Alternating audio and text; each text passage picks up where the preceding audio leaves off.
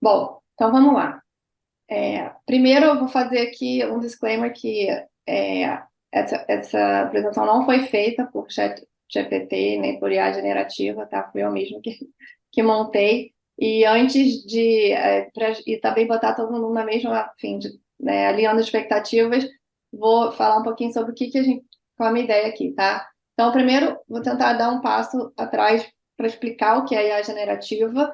E aí, com um disclaimer que meu background é jurídico, não é tecnologia, mas eu acho que dá para a gente explicar mais ou menos o beabá aqui. E aí, depois, falar um pouquinho sobre o ChatGPT, deepfakes, está tudo, enfim, assuntos que estão super aí sendo discutidos. E depois, alguns exemplos de inteligência artificial sendo usados na educação, né, na saúde, né, todos os seus o potencial enfim, e perigos. E, por fim, um panorama regulatório, né, um overview de como os países pelo mundo estão pensando regular esse assunto. Inclusive, hoje saiu uma nova versão do PL do Brasil, mas eu comento mais tarde, tá? Bom, isso aqui são imagens todas geradas por inteligência artificial, né? No início esse do papo, em algum momento, algumas pessoas acharam que também era verdade, e aqui essa outra mostra a possibilidade de você criar, né, numa mesma imagem, ter dinossauros, ali, acho que o exército ali de Napoleão e o espaçonaves, tudo no mesmo lugar, né? Então, se dependendo do prompt que você fizer, você vai criando essas imagens. Claro, né? Toda essa novela envolvendo o Sam Altman da OpenAI. E então acho que tudo isso ajudou a fazer com que esse tema virasse o assunto de qualquer lugar, né? Contextos familiares, amigos, enfim, pessoas de fato que não trabalham, não estudam o assunto, começaram a ser, assim, ficou de fato popularizado por N motivos que a gente vai falar, tentar falar um pouquinho aqui.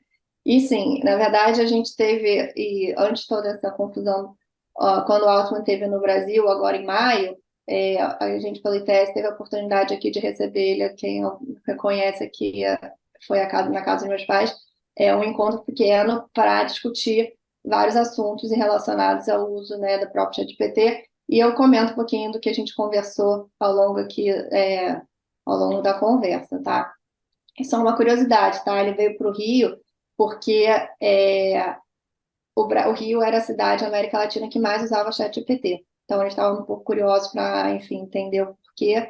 E daí o Rio foi escolhido para essa visita relâmpago aqui no início do ano. Bom, então, começando né, do início, o que é IA generativa? Bom, aqui tem uma referência para quem quiser ver. É um curso do Google muito simples, tá? Depois eu posso botar os links que explicam com vídeo, imagens, o que é, como é que ela funciona, o que é, IA generativa. Mas basicamente, ela é uma técnica, né, de, enfim, inteligência artificial, de machine learning, que ela responde, ela cria conteúdo com base em prompts, comandos que ela recebe em linguagem natural, tá? E aqui tem dois tipos enfim, né, é um tipo de machine learning que é, tem a forma discriminativa e generativa. E quando a gente olha dessa forma, acho que fica mais fácil de entender o que é a generativa. Bom, a discriminativa, como já diz o nome, ela é usada para classificar determinado conteúdo. Então, você bota lá várias fotos, por exemplo, de cachorro. Aí você ensina para a máquina, ó, isso aqui é um cachorro, isso é um cachorro, ela vai começando a ver os padrões, e depois você alimenta e pede para ela classificar. Ela vai dizer o que é cachorro, se é cachorro ou não, com base no que ela aprendeu. Essa é a discriminativa. Na generativa, ela vai gerar uma nova imagem, nesse caso, com base em todos os dados que no qual ela foi treinada. Né? Então, daí, só que nesse caso, ela vai gerar uma nova informação. Então, a discriminativa, ela classifica, né? E a generativa, ela de fato gera. Para quem gosta aqui de matemática, tem outra forma de olhar, tá? Então, quando você tem essa equação, é, dá para você identificar o que é o que não é,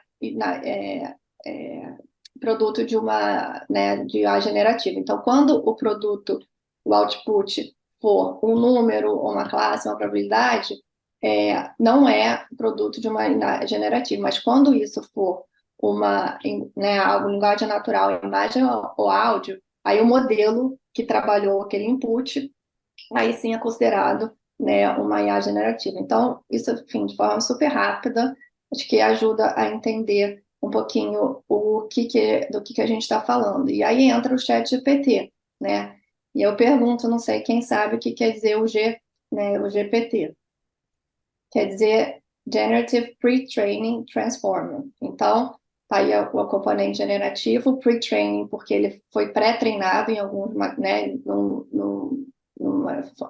numa base de dados, e transform é justamente esse comando que consegue, com base em todos os aprendizado que ele teve, quase que colocar, né, probabilisticamente, o modelo estatístico para colocar na sequência lógica o que deve vir depois enfim, de uma certa palavra, se for o caso, ou imagem. Então, por conta disso, enfim, então isso é o GPT, só que hoje todo mundo conhece mais, né, o ChatGPT da OpenAI por ser o mais, assim, está o mais avançado, mas esses são outros GPTs que existem, tá? Tem essa primeira aqui, que é a Llama, da Meta, a Llama, não sei porque eles escolheram Llama e alpacas, para serem símbolos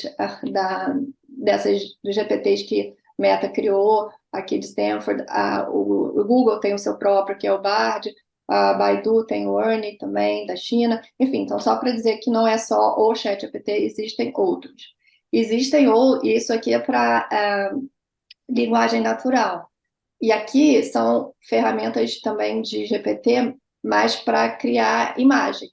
Então, Dali, que é do ChatGPT, que cria imagens, e o Midjourney também. Então, todos os prompts que você faz, que eu imagino que todo mundo já tem usado, esteja usando o ChatGPT com texto, esses programas você faz, você dá os prompts e eles desenham para você, né? Então, está tendo várias discussões sobre isso, eu vou até comentar agora na sequência.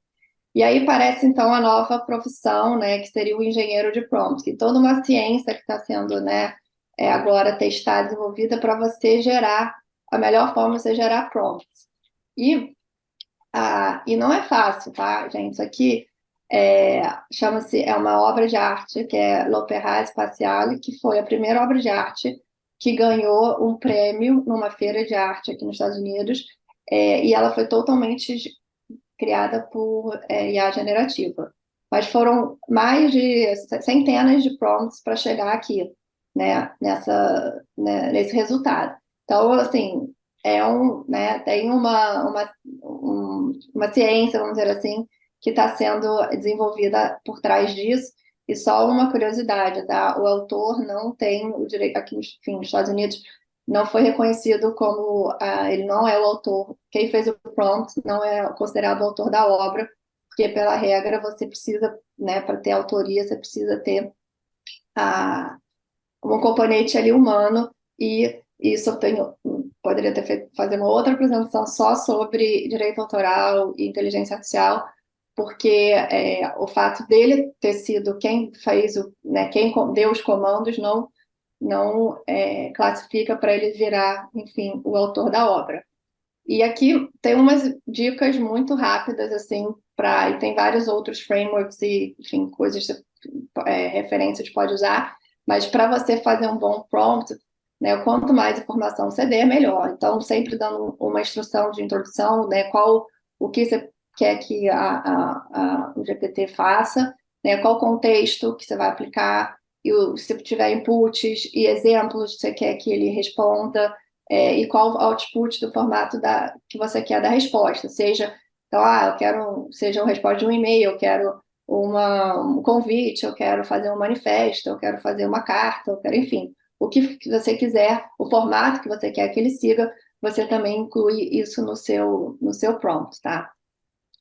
E aí, bom, gente, então, isso foi um super overview rápido do que é o GPT, como funciona. E aí, passando aqui na sequência, entrando na discussão específica de deepfake, tá? Que tem, enfim, que tem a ver, que é também uma forma de IA generativa. E aí, olha, essa frase aqui meio provocativa que fala, né? Que no futuro as pessoas não deveriam mais acreditar nas imagens ou vídeos que eles virem na internet. E quem falou isso foi o Ian Goodfellow, que foi a pessoa que inventou o algoritmo por trás que permite a criação de deepfakes, que basicamente nada mais são, né, deepfakes, imagens são geradas também por inteligência artificial, se propõe a ser o mais real possível, tá? Isso ele criou, foi essas coisas de conversas de mesa de bar, ele estava conversando com os amigos que estavam fazendo um projeto, ele não estava conseguindo lá fazer o que eles precisavam, e aí ele chegou em casa e falou, não, vou ajudar, e aí virou a noite lá, desenvolveu o GAN, que é o Generative Adversarial Network, que é a tecnologia por trás do né, conhecidos como deepfake, que basicamente o GAN ele funciona como está escrito ali, Adversarial Network, tem um algoritmo que identifica o que foi criado e o outro fica vendo se está parecido ou não com o modelo inicial. E daí, se não está tão parecido, ele fica dando input para que a imagem ou seja evolua, enfim, para ficar mais próximo do real. Então, ele se meio que retroalimenta. E isso foi em 2014 que ele apresentou esse paper. E aí, em 2015, a gente vê que, enfim, né, estava ainda bem tosca, vamos dizer assim, ainda as imagens estavam ainda muito fora, né, muito longe de serem classificadas ali como reais, mas ela foi melhorando, né? 2016 você já vê que tem um pouquinho uma melhora, você consegue já manipular, botar um óculos na imagem. E aí o salto de qualidade mesmo foi em 2017 com a NVIDIA, que, né, pelo processamento, a capacidade de processamento que eles têm, eles começaram a pegar, eles viram que se conseguir fazerem com imagens de resolução baixa e aumentando gradativamente, a resolução vai melhorando. E aí, isso aqui, só para vocês verem, são imagens totalmente criadas de forma artificial, e o prompt foi criar imagens de pessoas famosas. Então, nas imagens que eles enfim, foi aprendendo, e eles geraram essas imagens de pessoas supostamente famosas, mas ninguém ali existe. E o deepfake começou a ter. E, bom, só lembrando que não é só imagem de pessoas, né? Você pode criar ambiente, pode criar, enfim, objetos, carros, etc. E lembrando que em 2019, que começou a ficar mais, enfim, conhecido e popularizado, foi pelo uso em contexto de pornografia. Então, a Scarlett Johansson foi uma, enfim, vítima né, famosa que teve o rosto dela trocado por enfim, num contexto de vídeos pornográficos e, enfim, foi uma luta e ela, né, viu que quando está na internet, de fato, é quase uma causa perdida, não porque não tem regra, mas é porque não tem como você conseguir, vamos dizer assim, né, limpar tudo o que as pessoas, enfim, colocam. Você tira de um lugar, você pode, né, mandar tirar, e aí, mas aquela coisa vai como quase gremlins, né, vão sendo replicados. Por isso é muito importante saber o que você coloca também, enfim, na internet. Acho que isso é um outro ponto para a gente falar. Mas, bom, então com isso ficou conhecido, né, a mais popularizado, vamos dizer, o uso. E aí aqui chama atenção para a questão do uso desse tipo de coisa em campanhas eleitorais, tá? Aqui foi uma matéria do Estadão domingo, que até depois posso compartilhar também o link, que eu dei uma entrevista falando um pouco sobre essa preocupação, né, de uso de inteligência artificial em campanhas eleitorais. E aí também tem um contexto de guerra, não sei, enfim, né, na época ali no início da guerra da Ucrânia, teve um vídeo falso, né, do Zelensky, o presidente ucraniano, falando para todo mundo largar as armas, estava se entregando, enfim, rapidamente foi desmentido. Então, de fato, é muito preocupante os possíveis usos nesse tipo de contexto, né, quando está falando também de segurança nacional e de eleição. E só para, enfim, quem tem curiosidade, o Brasil já tem algumas regras proibindo o uso, mas como eu vou falar também mais à frente, a regra só não é o suficiente, ao contrário, na verdade pode ser uma parte, mas é super importante ter um approach mais né, multidisciplinar e multissetorial quando a gente fala de tentar regular algum tipo de tecnologia. Mas nem todo deepfake tem uma conotação negativa. Acho que já vem meio acoplado ao termo, é algo ruim, mas não é a verdade. Vou aqui dar uns exemplos de usos super legais. Aqui, por exemplo, são imagens criadas de sobreviventes do Holocausto para poder contar suas memórias, suas histórias. Pode pensar em contextos também, né, de aulas e história, você reviver personagens históricos, poder, né, colocar os alunos para discutir, né, como se a pessoa, enfim, estivesse ali. Essa empresa aqui está ajudando a pacientes que perderam a possibilidade de falar, clonando a voz deles, né, enfim, quando gravações que já existiam, e aí eles conseguem meio que voltar a falar, porque lembrando que não só imagens, mas também com áudio você consegue recriar, né, com base em áudios que já foram, enfim, gravados. E aqui imagens. E também é super interessante esse projeto dos Estados Unidos, que tenta usar IA para aumentar a empatia em relação à vítima de desastre. Então, esse foi um exemplo de colocar uma foto, por exemplo, de Boston, como se tivesse, né, sofrendo o que a Síria estava ali sofrendo naquele momento, como é que seria? Então, tentando aproximar pessoas de contextos muito longe, trazendo mais ali sensibilidade, empatia. Então, são exemplos aqui rápidos de usos possíveis é, que, de que não são, né, negativos propriamente dito, tá? E então, agora entrando propriamente dito num dos temas aqui que a gente vai focar, que eu acho que tem tudo a ver com o ambiente que a gente está e dentro do contexto.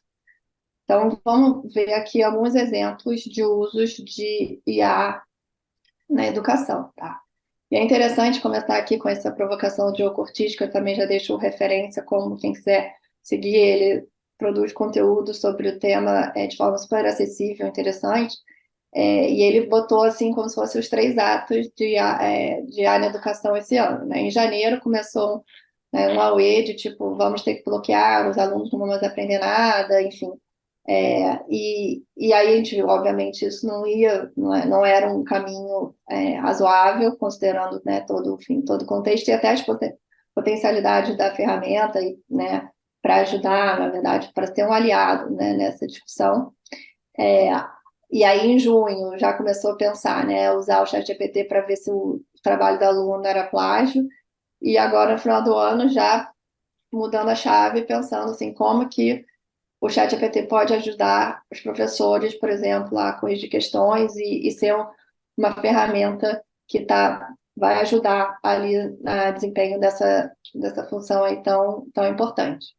E aí é o que tem, na verdade, acontecido nos Estados Unidos, que os professores estão agora super abraçando a ferramenta e a tecnologia, e aí não só para criar planos, né, de aula, mas e aí, enfim, um dos interessantes que um dos maiores usos que tem sido aqui é para ajudar a fazer responder e-mail de pais, né, que os alunos ou os professores ficam enfim, além de fazer todo o trabalho que tem que fazer para responder e-mail, isso parece que eles estão usando bastante para ajudar nessa função também. E aqui eu queria compartilhar com vocês, não sei se já conheceram, nem sei se a escola também conhece ou os professores usam, que é esse The Magic School, que é basicamente, enfim, é um GPT criado por um professor para professores, tá? Para escolas.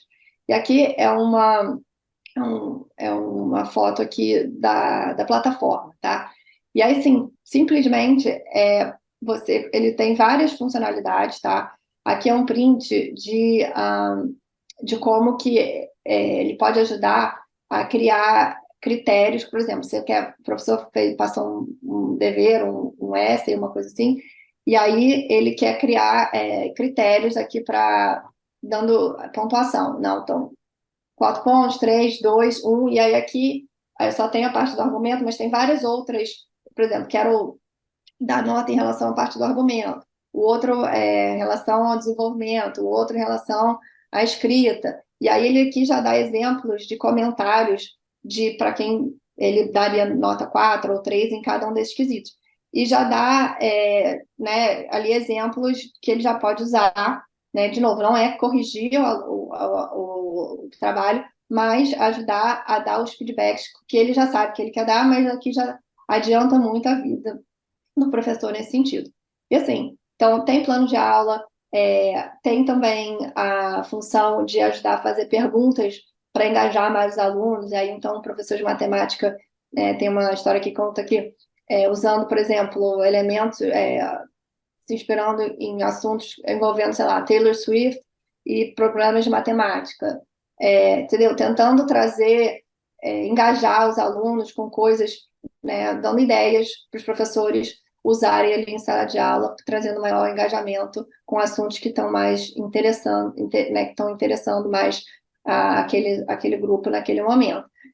Tem também uma função que eu achei interessante que ele ele consegue mudar o texto para nivelar o para botar no nível do aluno. Não é assim, no primeiro momento assim, poxa, mas isso é bom nivelar para baixo? Não, mas, por exemplo, tem para a educação, né, de enfim, adultos que estão, vamos dizer, atrasados, né, educação para quem já ainda está, enfim, adulto aprendendo coisas que era ter aprendido muito mais cedo. E aí ele tem um exemplo, pega um livro de um trecho de um livro, por exemplo, lá o Great Gatsby, que é para nível, né, mais avançado, vamos dizer assim. E aí, para você ter acesso, né, a clássicos desse tipo, ele, como se assim, bota esse livro num formato para nível, como se fosse, sei lá, sétima série. E aí ele troca o texto para deixar de uma maneira que essa pessoa, né, consiga ler e entender. E, transforma isso em um parágrafo, enfim. Então, ele pode ir modulando, né, de acordo com a necessidade daquele aluno. Enfim, então, e outra coisa que achei interessante que ele também contempla é a possibilidade, por exemplo, de ajudar até. Teve um aluno que teve um problema, brigou ali na hora do almoço, lá na cafeteria. E daí ele coloca assim, sugere lá 10 pontos que o aluno tem que refletir sobre o que aconteceu. Enfim, tem a opção de usos, pensando exatamente na vida do professor, tudo que ele tem que endereçar. E aí eu tenho o negócio do e-mail também, que é o que ele fala. Esse aqui é o fundador, que também era professor. Ele falou, nossa, eu quero, tem sempre, no final do dia, né, já está exausto, ainda tem os e-mails dos pais para responder.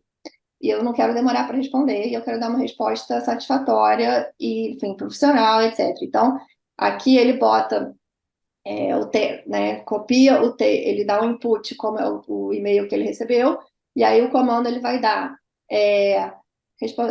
marcar a hora com esse papai e tal, sugerir tal dia.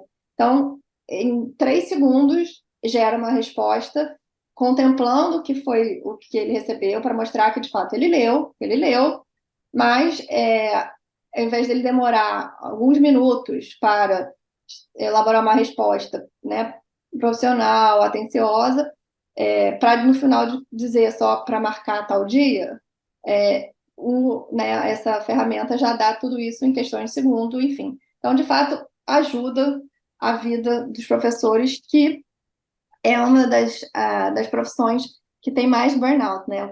Bom, todo mundo aqui é pai, não sei quem aqui já também é professor, mas consegue imaginar, né, de fato, quão exaustivo é a vida de professor que tem que, né, ter 30 alunos que sejam, às vezes, demais, dentro da sala de aula o dia inteiro. Então, essas ferramentas não vão dar conta de resolver os problemas sérios que a gente tem, por exemplo, de déficit de professor, né, que aqui a pesquisa mostra que no Brasil pode ter um déficit de até 235 mil professores até 2040, mas, de fato, ela pode, enfim, ajudar a melhorar ali o dia a dia dos professores, e que esse problema a gente sabe que só vai ser resolvido também questão de melhor formação e remuneração, mas esse é um outro assunto.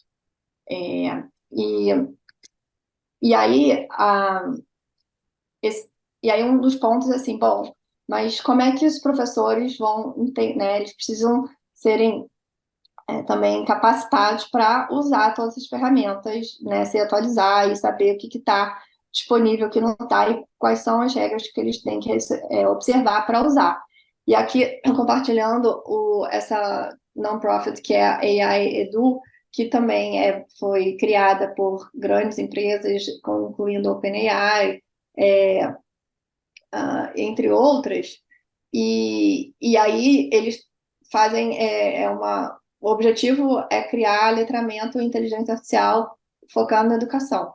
Então, aqui tem, né, para alunos, professores e para, enfim, né, advocates do tema. E eles já treinaram nos Estados Unidos mais, enfim, 7 mil profissionais, e a ideia é ir expandindo isso. Então tem que ter essa preocupação de como também você vai dar o apoio e o suporte necessário para apoiar os professores nessa tarefa. E alguns países já começaram a também colocar algumas regras sobre o assunto, mas poucos. Os 7 países começaram a escrever diretrizes sobre o uso de IA em educação. E aqui, compartilhando uma referência da Unesco, que fez um guia para uso de IA generativa em educação e pesquisa, tá? Então, é um guia super interessante, porque conta, né, explica o que é, enfim, os possíveis usos, e dá aqui também aponta alguns pontos de atenção, né, que acho que no contexto educacional também é super relevante. Primeiro, a questão do acesso a dados, né, que esses modelos, eles são treinados com bases de dados que são basicamente raspados da internet. A maioria do conteúdo vem de países norte global, né? Então, Europa, Estados Unidos, Canadá, enfim. E aí acaba refletindo um pouco, né, do ethos desses países, e que pode até ter ampliando aí uma distância, né, entre norte e sul, né, global, e tem sempre a questão dos possíveis viés, né? Então, se você, dependendo do material no qual aquela IA foi treinada, ela vai replicar vieses que tá, né, tem uma máxima em TI que é garbage in, garbage out. Então, que você, dependendo do que você imputou, vai sair, né, enfim, não vai sair tão diferente do que ela aprendeu. Lembrando que ele não tem ainda uma inteligência própria. É basicamente um papagaio, vai repetir o que ela aprendeu. Então, a gente tem que saber como ela, né, com o que ela está aprendendo. Então, tem sempre outro ponto, é a questão da possível violação do direito autoral, de ter sido, né, essa está sendo uma super discussão, de obras desprotegidas por direito autoral serem sido, né, usados para treinar modelos sem o consentimento dos autores. Então, se um professor cria alguma coisa, tem que, né, tomar cuidado para ver, para não inferir numa possível violação ali de direito autoral. E a questão da importância de se verificar o que também está sendo gerado, que, de novo, ela não entende, assim, né, sobre necessariamente o contexto, ela vai repetir alguma coisa e às vezes pode ter as alucinações, falar umas coisas totalmente sem pé nem cabeça, ou criar, né? E aí, enfim, no mundo do direito, já tiveram alguns casos de juiz usando o ChatGPT para fazer esse tipo de decisão e que inventa precedente que não existe. O advogado, a mesma coisa, botando petição e tomando uma bronca ali do juiz que nem, né, também citando coisa que não existe, e ele não ter tido né, a preocupação de reler o que ele estava colocando. Então, acho que mais uma lembrança aqui que tudo que eventualmente também for criado, gerado por uma inteligência artificial, você tem que ler e saber o que você está ali endossando, né? De novo, é uma ferramenta que ela tem que te ajudar, e não, né, te substituir totalmente. E aí que eu acho que entra o ponto do letramento digital, né, o digital literacy e pensamento crítico, porque, e aí eu enfim, falo com muita satisfação, lembrando tudo que eu aprendi aí na escola britânica, que sempre incentivou e ensinou os alunos a ter o pensamento crítico, né? De você saber refletir, de você receber uma informação e analisar e pensar criticamente sobre ela, não necessariamente, né, repetir de uma maneira, né, assim, como se fosse uma doutrina. Então, acho que hoje em dia esse skill, né, essa habilidade é cada vez mais importante, tá? E eu nem sei como a escola tá fazendo isso, eu imagino que esteja contemplando aí no currículo ter esse componente de pensamento crítico mais aplicado aí no mundo digital, né? Seja para sempre refletir antes, né, avaliar a informação que você recebe, qual é a fonte, se preocupar em saber, né, se aquilo, buscar se aquilo de fato é verdade ou se é só uma opinião, ou enfim, saber que a sua conduta, né, online ali, que muitas vezes as pessoas acham que não tem regra e, enfim, faz qualquer coisa, mas e fica por isso mesmo, mas não é bem verdade, né? Enfim, tudo que, né, regra funciona no mundo offline também é no online. A diferença é que é mais difícil implementar, mas não existe essa ideia de que assim tudo pode. Então, a escola, eu acho que tem essa importante missão de ensinar, né, os alunos a terem isso, especialmente depois aquele episódio, né, lá do filme de Santo Agostinho, enfim, tentar o que você pode acontecer dependendo do que você recebe, enfim. Então, de novo, isso eu acho que é um tema para uma outra palestra, mas ah, fica aqui, acho que essa mensagem da importância disso. E aí, falando um pouco da experiência de Taiwan, por exemplo, que achei super interessante, que eles estão apostando nas palavras em inglês, chama de uma nerd immunity, né? Como se fosse uma imunidade nerd. O que é isso? Que a ideia é que eles estão fazendo campanhas e parcerias com checadores de fatos, enfim, e tentando ensinar, né, a capacitar as pessoas para terem exatamente pensamento crítico com tudo que eles recebem, porque eles são bombardeados por informações vindo da China.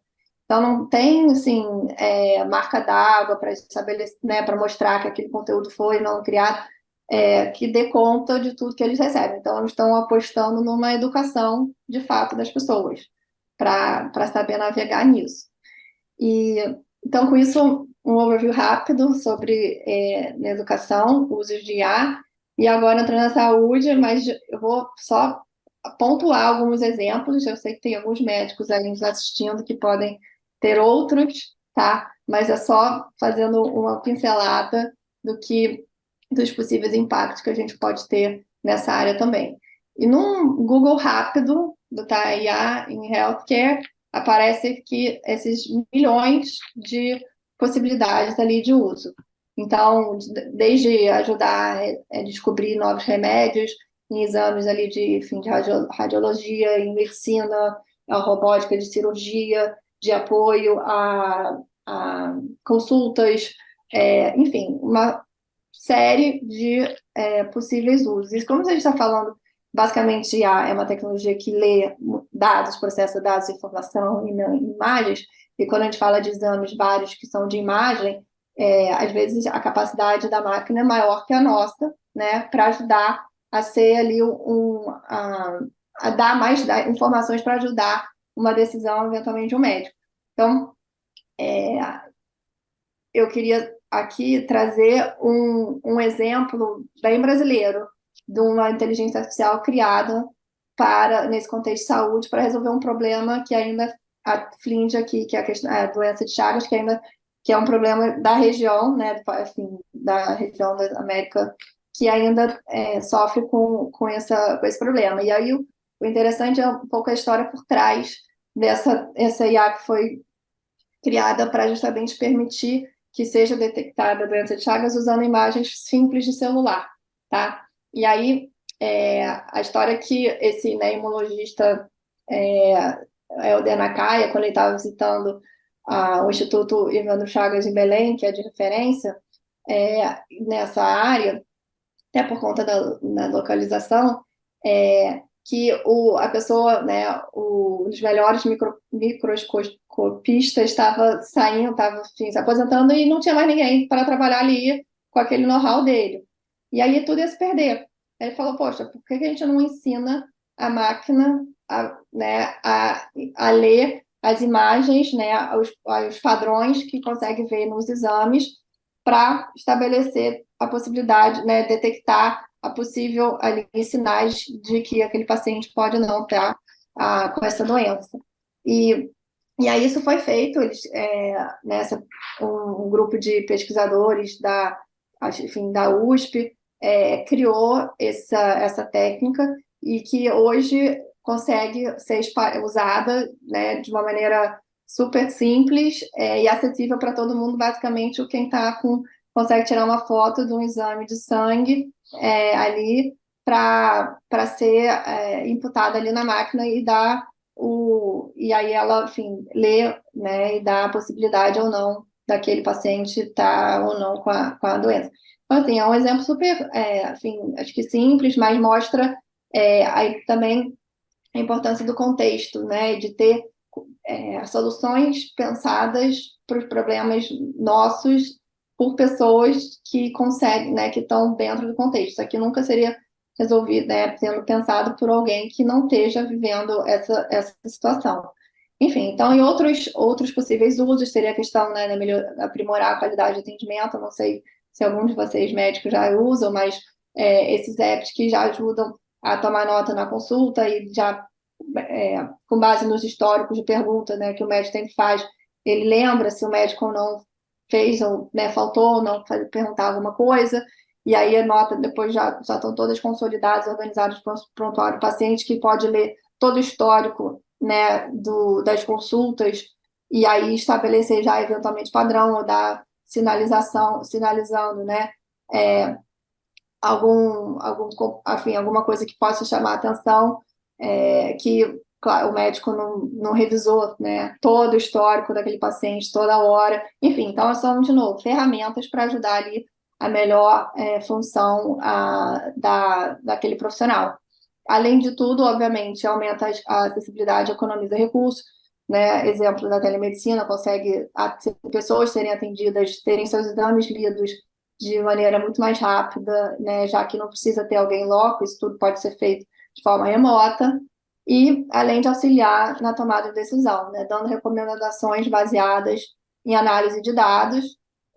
Então, de novo, exemplos super assim, simples de como a IA pode, né, e tem sido usada na saúde, e fora todas as outras possibilidades de cirurgias, né, feitas por robô, e que agora também com a questão do 5G, né, que não tem a latência, a diferença de tempo, você consegue fazer cirurgias mais complexas com pessoas não estando no mesmo local, né? Enfim, tem então um mundo aí de possibilidades que essa tecnologia está né, que tá dando que está colocando à disposição das pessoas.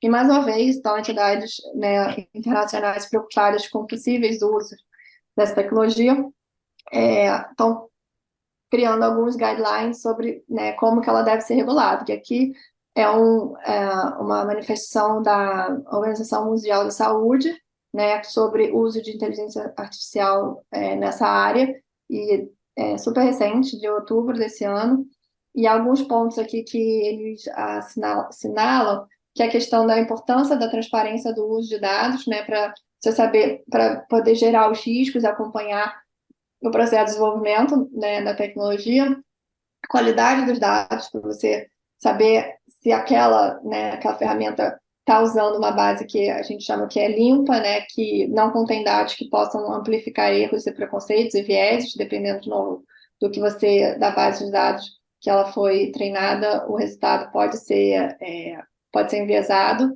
A questão da segurança da informação, já que a gente está falando de dados pessoais sensíveis, né, então qualquer sistema acho que envolvendo IA dentro do contexto de saúde, a questão da segurança da informação tem que ser super uma questão muito importante.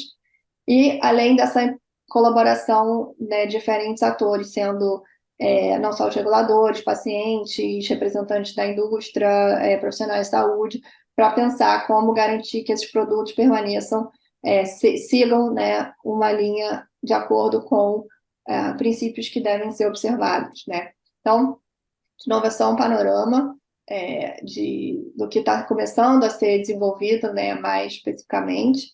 E aí, com isso, a gente entra num review rápido, que acho que, enfim, o tempo está acabando, sobre o panorama regulatório, tá? Como é que o mundo está vendo a questão da regulação de inteligência artificial hoje? Então, começando aqui pela Europa, que tem sido enfim, a pioneira, vamos dizer assim, a ter projeto, né, a ter uma regulação bem robusta em relação à inteligência artificial. O AI Act, que a gente chama, foi proposto pela Comissão Europeia em 2021, mas lá tem todo um processo mais complexo de aprovação, o triálogo acontece com a Comissão, o Parlamento e o Conselho Europeu, mas esse texto está sendo discutido desde então. Hoje tem uma versão também contemplada pelo Parlamento Europeu, que semana que vem, dia 6, eles vão ter a última reunião do ano para fechar o texto, para tentar ser aprovado no início do ano que vem. Mas o que aconteceu? Bom, como eu falei, 2021 não tinha ChatGPT, né? Então, ela já nasceria, se fosse aprovado já, velha, porque não contemplava a questão da IA generativa no formato que estava. E aí o parlamento incluiu um artigo sobre isso, mas agora França, Alemanha e Itália, que estão querendo criar seus próprios né, IA generativas, GPTs, que estão sugerindo tirar esse dispositivo, dizendo que as declarações que já foram feitas já seriam suficientes. Mas, enfim, só um ponto da Europa, que a gente chama que existe o efeito Bruxelas, né, que é o fim onde concentra todos os órgãos reguladores europeus, que eles querem tentar garantir a segurança, né, dos sistemas de forma robusta através dessas regulações. Mas sempre uma regulação a gente tem que pensar que, dependendo das escolhas que ela fizer, ela vai ter um impacto na inovação, né? Não à toa, a Europa não tem nenhuma dessas grandes empresas de tecnologia, como a gente vê que estão concentradas nos Estados Unidos e China. Então, tem uma questão também geopolítica importante. Mas, enfim, então, isso é a Europa. Reino Unido não tem uma outra abordagem que é mais pró-inovação. Então, eles não seguem, né, a ideia do modelo europeu. E, inclusive, esse ano, agora em novembro, teve o primeiro AI Summit que juntou vários chefes de Estado para saiu a Bletchley Declaration, que foi lá no Parque de Bletchley, esse encontro, mas basicamente pensando em como criar incentivos para uma inovação para fazer uma inteligência artificial responsável, na linha mais de princípios e não de regras muito rígidas, tá? Estados Unidos, mais ou menos na mesma linha, teve esse Blueprint para um AI Bill, em 2022, e agora também no mês passado o presidente Biden publicou uma ordem executiva, como se fosse uma medida provisória aqui, dando várias diretrizes para órgãos reguladores setoriais capacitarem seus funcionários, estabelecerem algumas diretrizes, enfim, então, e aqui eles seguem mais a linha de regular por setor, então, seja o órgão responsável por saúde, regular, eventualmente, produtos de ar que sejam usados na área de saúde. Na aviação, a mesma coisa, ao invés do sistema europeu que se propõe criar uma autoridade meio central reguladora do assunto. O Japão também tem uma abordagem um pouco mais branda, porque para ajudar também a fomentar o desenvolvimento da tecnologia, mas só comentando aqui uma das coisas que eles estão querendo expandir, que é o Originator Profile, que é basicamente criar meio que uma marca d'água para estabelecer que aquele conteúdo foi produto de uma inteligência artificial, estão trazendo essa questão da transparência, né, para a informação para o usuário. E o Brasil, então, tem dois projetos de leis. Um foi apresentado pela Câmara, que é o projeto o 21, que é super principiológico, de uma maneira também tentando ser mais pró-inovação, então não tem regras muito robustas e rígidas. E o outro, que é o 2338, que foi, na verdade, apresentado por uma comissão de juristas, que inclusive é um pouco crítica dessa abordagem, porque é, né, mesmo sendo da área, eu não acho que só os juristas deveriam ter né, uma fala ali mais proeminente em relação à regulação desse tema. Como eu comentei, quando a gente fala de regulação de tecnologia, a gente precisa ter uma abordagem multissetorial interdisciplinar, né? Não só os juristas que precisam estar ali tendo esse destaque, mas sim os desenvolvedores que estão ali no dia a dia criando, né? Enfim, filósofos que seja, educadores, usuários, né? Ter uma visão mais ampla até dos possíveis impactos. E aí, hoje tem um novo texto, né, foi apresentado um novo texto dessa versão da SPL, que, enfim, apresentado pelo senador astronauta Marcos Pontes, no Senado, e estamos analisando até para ver o que mais mudou bastante do que era, mas basicamente seguir um pouco a lógica da Europa, tá? De ser um modelo baseado em risco, então a gente vai regular a depender do risco, só que estabelecendo categorias meio estanques, então assim, qualquer uso de IA em educação é um risco alto. E aí um risco alto significa ter mais, tipo, ter um peso regulatório mais alto. E se você começa a botar vários empecilhos ou várias regras antes de uma coisa funcionar, você, de novo, não está fomentando a inovação e impactando de forma talvez até negativa áreas como a educação, que, claro, tem que ter uma preocupação, mas você tem que ter uma granularidade mais apurada para você saber uma coisa, você está usando um sistema de IA numa questão dentro do ambiente de educação, mas na parte administrativa, e que você começa a botar vários requisitos regulatórios, você começa a não incentivar o uso disso, e aí o resultado é que muitas das possibilidades de ajuda que isso tudo podia acontecer não vai adiante.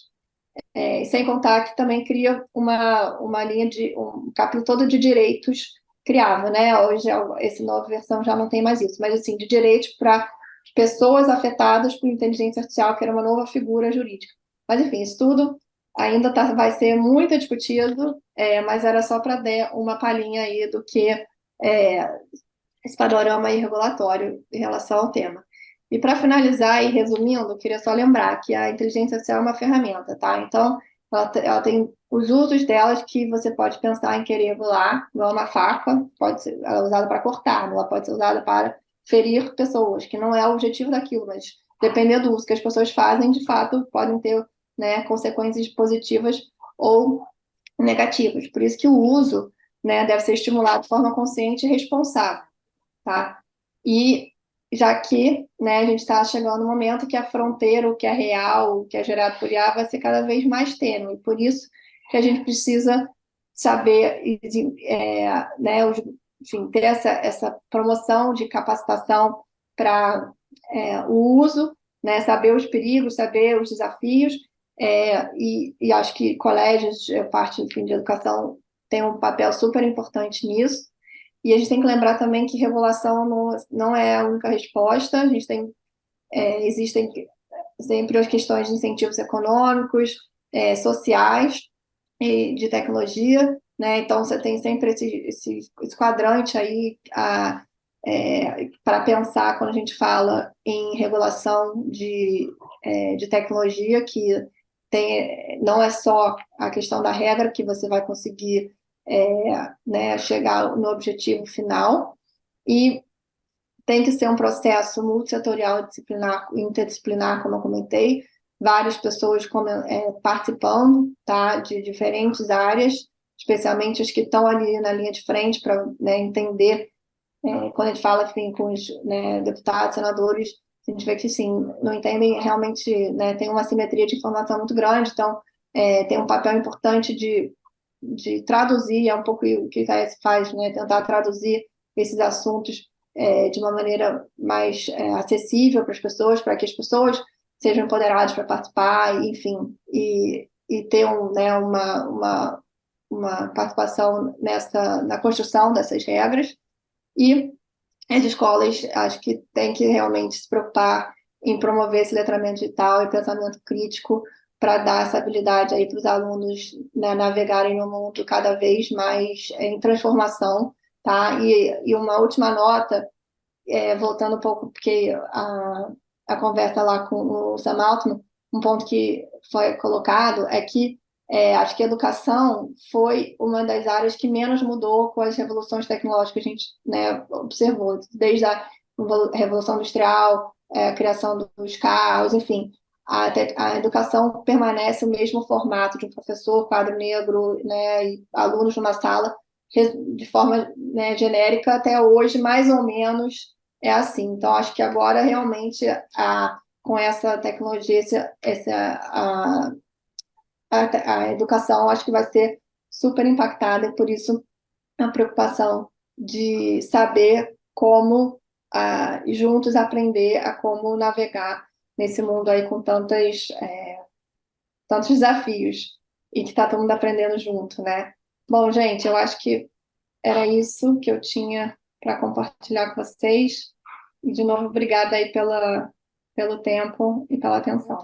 Realmente, o PL 2630, que foi, né, apelidado do PL das fake news, foi super discutido, né, anos atrás, agora deu uma arrefecida por questões, enfim, complexas, porque, no fundo, não era nem, né, teve esse nome, mas não era sobre, no fundo, fake news. Depois, você, né, olhando, o propósito era regular grandes plataformas, que, de fato, né, o modelo que a gente tinha até hoje de responsabilidade de plataformas intermediárias é o artigo 19 do Marco Civil da Internet. O que ele diz? Diz basicamente que, né, só faria responsável civilmente se, por exemplo, não tirasse conteúdo depois de uma ordem judicial. Lembrando que são conteúdos que são criados por terceiros, né? Esse modelo foi feito há anos atrás, e que, ainda hoje, quem produz conteúdo são as pessoas, são terceiros, né?